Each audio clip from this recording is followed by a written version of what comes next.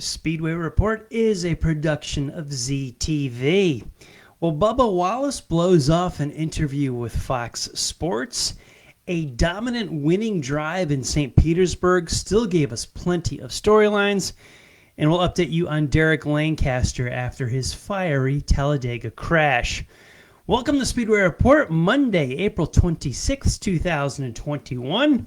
From the shores of Lake Norman in Race City, USA, Mooresville, North Carolina, I'm Patrick Reynolds, and thank you for joining the fastest half hour in racing. Have you subscribed to our YouTube channel yet? We're waiting for you. We're sitting there every week. We would love to have you on board. This week's, I got the Supervillain t-shirt on. Muscle Guy Bane. Thought I'd go casual this week. I've been wearing more and more t-shirts, as someone said. Used to have the button-down collar and tie. You're not really going to recognize me at a racetrack in a button-down collar and tie. I'm likely going to have a t-shirt on.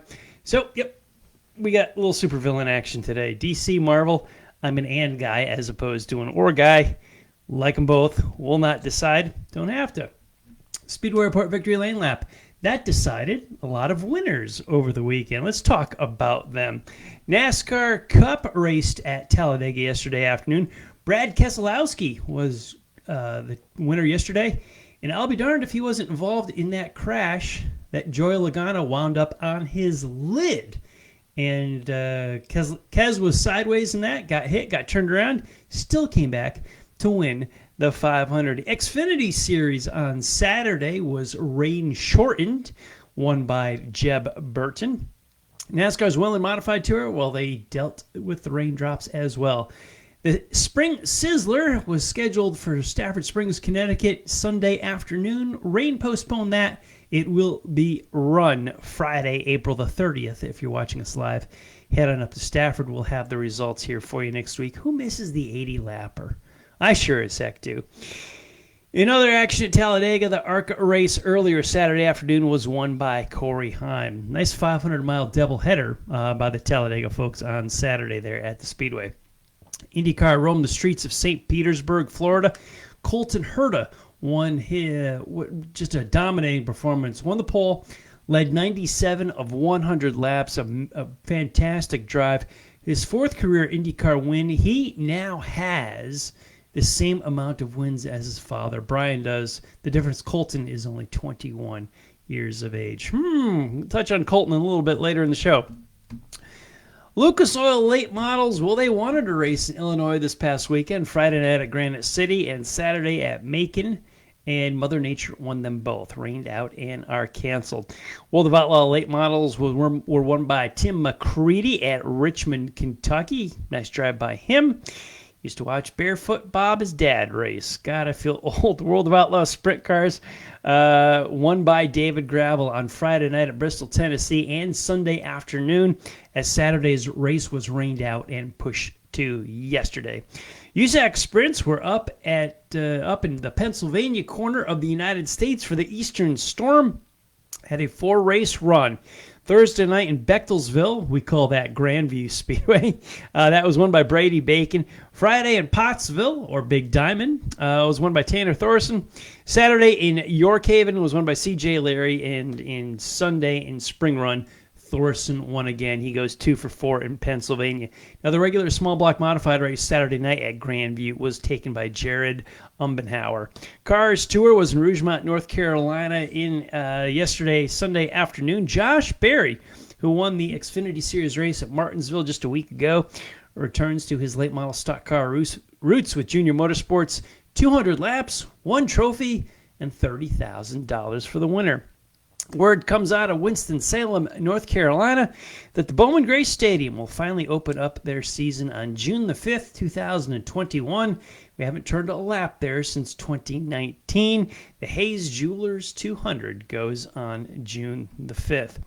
Well, where do we want to begin? I'm going to begin with Talladega and Joey Logano getting upside down and, well, complaining that we're one crash away or second impact away from putting him in the same situation that Ryan Newman was a year ago in the Daytona 500.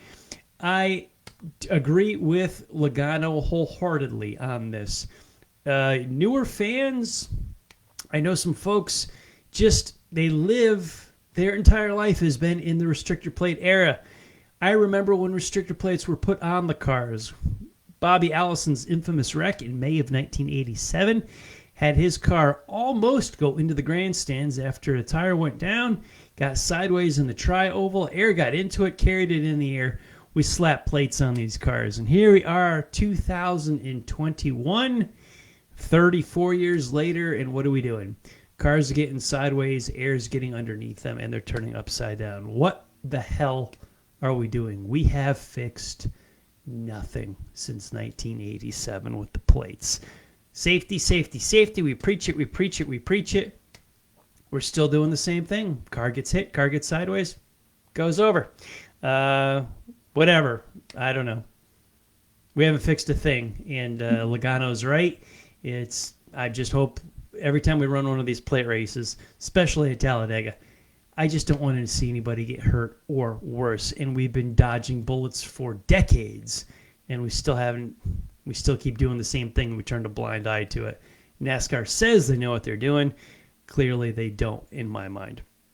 Let's stick with NASCAR and another controversial water cooler topic. And Bubba Wallace, who's definitely a polarizing figure in NASCAR. And he turned down an interview, the grid walk on Sunday at Talladega. Jeff Gordon came up, had the Fox distance mic there on the pole for social distancing and that. Masks are on. Bubba's got his headset on, much like the one I am wearing, getting ready for the race. He's got tunes going. He's getting zoned. He's getting focused, and he just politely passes and does make contact with the microphone. Just puts his hand up. That's it. Boy, did that turn out a firestorm on this one. And this brought up a whole lot of thought on my part on this about the fundamentals of racing, where we are, where we were, where we're going. I grew up when I first exposed to auto racing in the 1970s, and this thing I saw it gain popularity all the way steamroll till the early 2000s. And when I was growing up, the short tracks were one thing, and the national figures were another. These were the mystical guys I saw on television. The IndyCar racers, the sports car racers, NASCAR, the Winston Cup Series. And one person, when it came with dealing with media and fans, stood out head and shoulders above everybody, absolutely everybody in all of auto racing to me on how to treat people, the media, and the fans. That was Richard Petty. And how he treated the media and the fans, his attitude, and he taught Kyle this, was Richard pointed to the member of the media and said to Kyle, your job is not done until his job is done, meaning the reporter's job. And Richard understood the importance of the media, what it meant to the sport, what it meant to his own career, what it meant to his sponsors. He saw a big picture. He understood what that meant to the sport. Petty started racing in the late 1950s. In the 60s, he was a dominant figure. 70s as well, strong contender. Still competitive in the first half of the 80s as well. And he just knew, he understood the big picture of the sport and what every little step he made meant as far as the sport goes. It was a small regional sport when he started, and it grew during that time until we got, like I said, early 2000s, to the national level. And in the early 2000s, this sport, NASCAR in particular, threatened to overtake possibly hockey as one of the big four sports in America. Petty was a big part of that. He went above and beyond. He never left the racetrack after it till every fan had an autograph. He never left until every media member had their interview or whatever they needed from him. Then he left, and he went home. But only after all that was done. Times change. Society changes. A lot of changes. But the state of the sport, NASCAR Cup racing in particular, in 2021 is a whole lot different than it was in, say, the 1960s. In the 1960s, he saw it as a regional sport, but he also saw the vision of the potential for where this is to go. Most people watching this show and that followed me, followed the sport for quite a while, understand this sport, cup racing, NASCAR cup racing, where it was and where it is now. It is nowhere near the level that it used to be, pretty much because NASCAR has run it that way back down the hill when they ran it so well up the hill and had it grow so much. Petty was a part of that, and he understood that. And the sport was different. Now, I saw the accessibility to a guy like Petty really generated me as a young boy as a fan of the sport. That is something, one of the aspects that got me in love with auto racing was that Petty sounded like the guy next door. When the microphone or the camera was put in the face of other sports figures, even some other drivers, they didn't sound like Petty did. They didn't sound like the guy next door, like this guy could be my neighbor. Football players, baseball players, basketball players, they sounded different. They talked different. It was all about the game. It was all about focus. And Petty was a laid-back country man, and he talked about himself, and he talked about personality, and he talked about the sport, but he also talked about him, you got to know him personally, and he spoke casually to the camera and to the microphone and was himself. But he was kind and generous, and he helped the sport grow, and he saw where it went, and he saw what it did. But what I didn't see was the pattern of we talk to these guys, TV interviews, and I've seen them crash for decades. Cars crash for decades. Drivers crawl out of these cars, and immediately a camera and a microphone are in their face. And some fans would get upset when some of these guys weren't gracious. Heck, if you were in a car accident at 30 miles an hour, wouldn't your heart rate be wound up? Wouldn't you say the wrong things sometimes? Wouldn't you just need a little bit of time to collect yourself in order to speak and articulate and communicate? These guys wad these cars up at 200 miles an hour, hop out, and the camera's right there, and we expect them to, praise God, Goodyear, and Gatorade, thank the guys in the shop, their sponsors, and make sure they polite and smile and nice about it and nod and, do that. And it's just the human element to it was unrealistic. Yet Petty did it. He set this standard above everybody else. And the accessibility of this type of thing in auto racing was something else that drew me to it as a fan. I was just baffled by it and hooked on it. It was amazing to me. And I gave the equivalency of that when a car would crash, a driver would hop out and give this television interview. And I've said it on the show before, where a guy swings at a pitch, strike three in a baseball game, Major League Baseball player, and between home plate and the dugout, a camera's there with a microphone and an interview after strike three. Well, what the heck do you think the baseball player would say? Do you think he's going to be gracious and generous? No, he's in the middle of a competitive game. It's the competitive nature.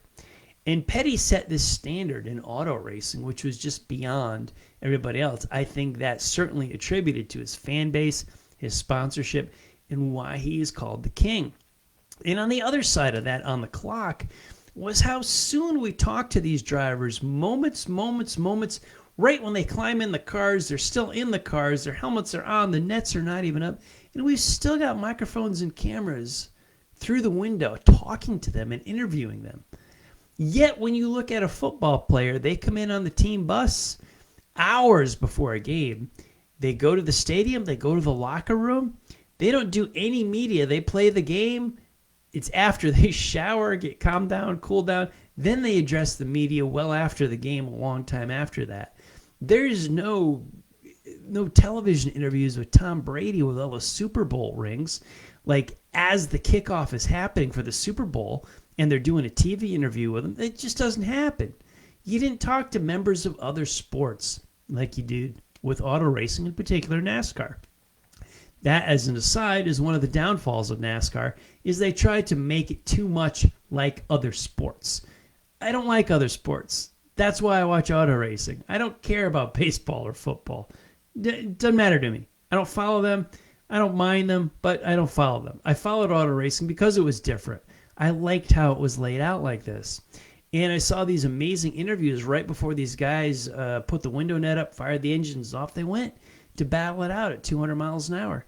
And I often wondered why or how the auto racing media can get so close and why it's an accepted practice to that. I don't know if I could do that as a professional race car driver.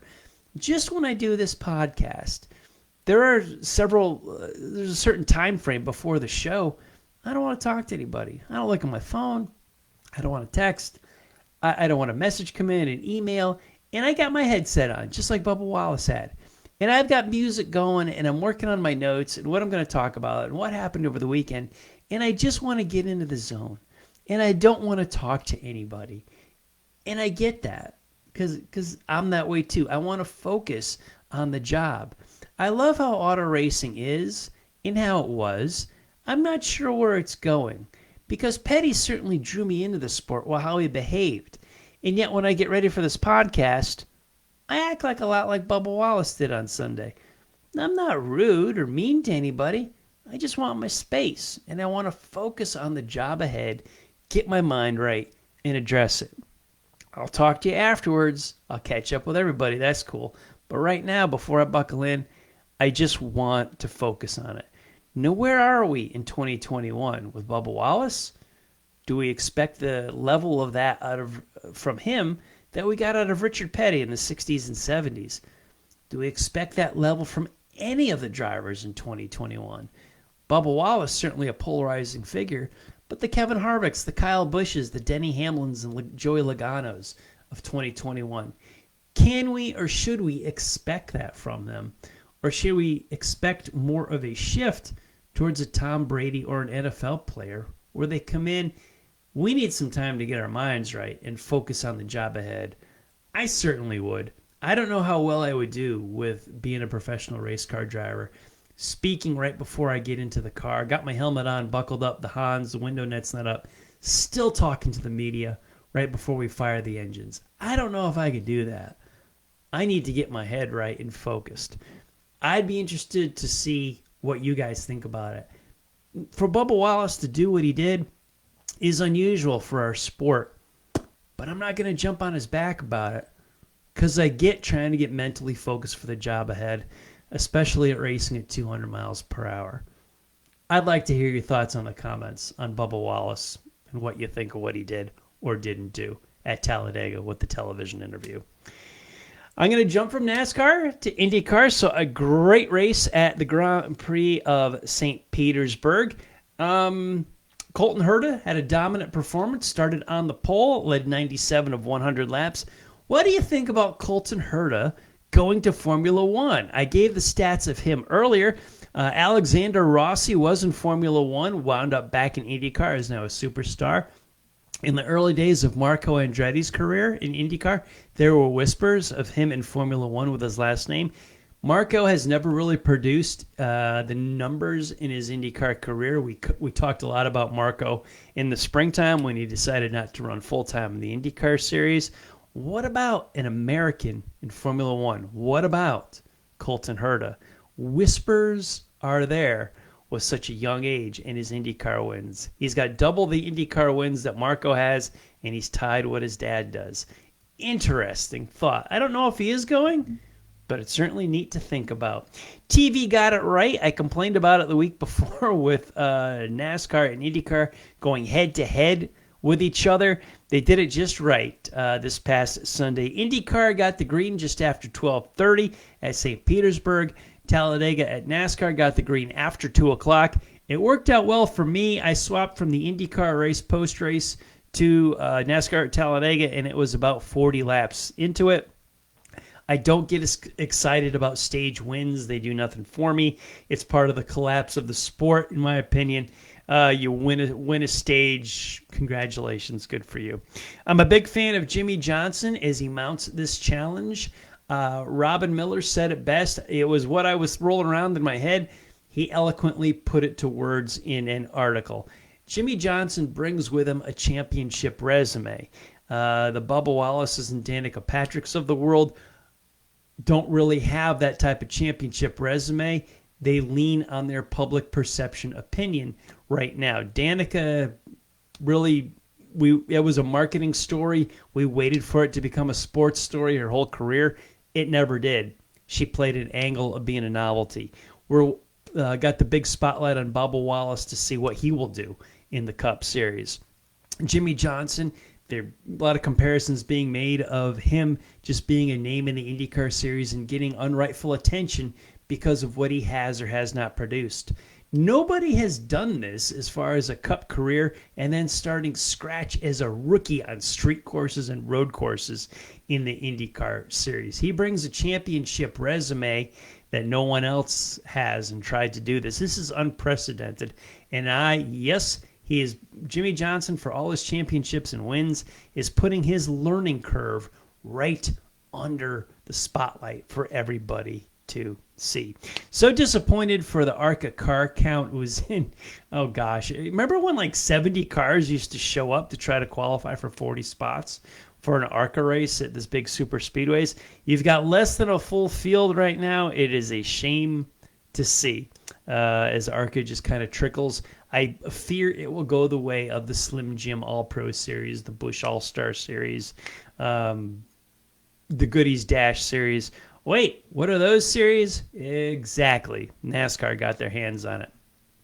Derek Lancaster had a very fiery, hard crash at the ARCA race at Talladega on Saturday. An update earlier today from his wife, Beth Lancaster, said that Derek is on a ventilator and the doctors their plan is to wean him off that in the coming days on this. He's got second and third degree burns on his right arm and leg.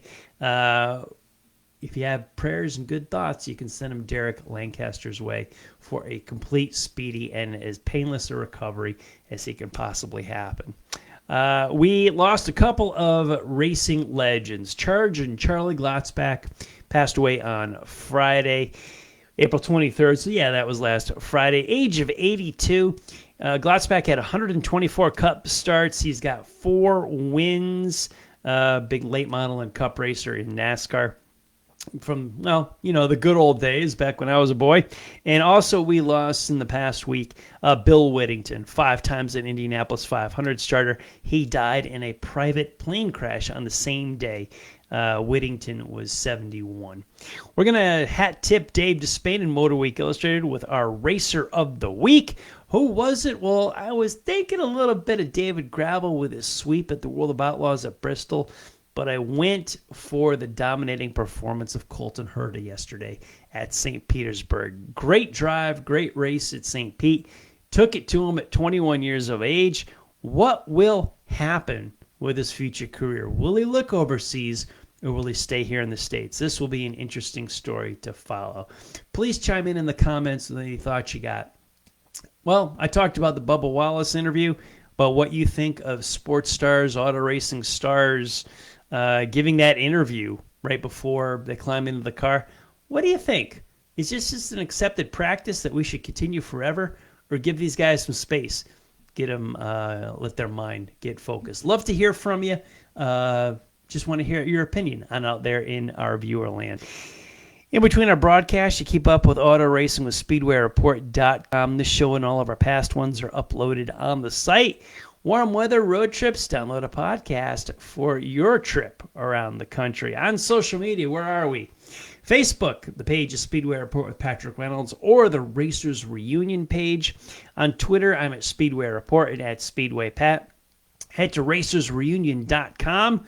We have a collection of these in their forum. And like I said at the top of the show, please follow our YouTube channel. Big thanks to everyone on the Facebook Live feed for joining in tonight. I'll chat with you guys shortly.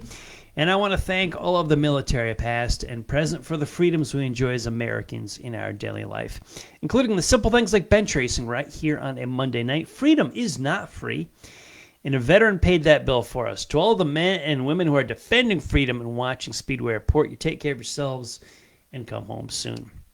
A special salute to the teachers, school staff, firefighters, police officers, and paramedics in our own communities. They are quiet and modest heroes every single day. God bless and thank you. You've been watching Speedway Report from the shores of Lake Norman in Race City, USA, Mooresville, North Carolina. Please like our Facebook page, Speedway Report with Patrick Reynolds, and you can follow me on Twitter at SpeedwayPat.